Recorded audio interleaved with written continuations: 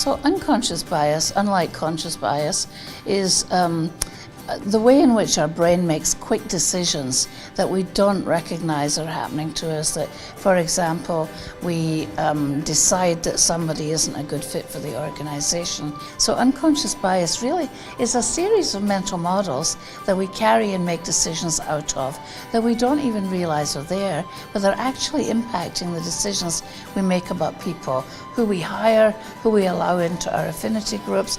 Now, just to make the point that conscious bias still exists and is alive and not well, unconscious bias is operating in the background. It's something that's never going to go away, so that's the bad news. The good news is we can catch it.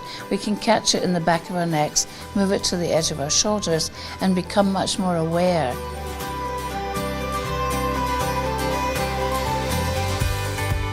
There's been numerous studies that demonstrate that a diverse team makes better decisions.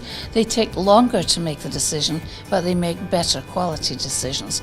So that we have to recognize that when we expose our students to diversity of opinion, diversity of thought, diversity of culture, diversity of gender, etc., sexual orientation, when we allow people to learn more about that, we become more inclusive, and we are more likely to have polite consideration for each other if we're less afraid of each other. So I think that the more we can educate people to value differences, and it should start in the home and it should start in the education process. So diversity and inclusion are both critically important to the education process.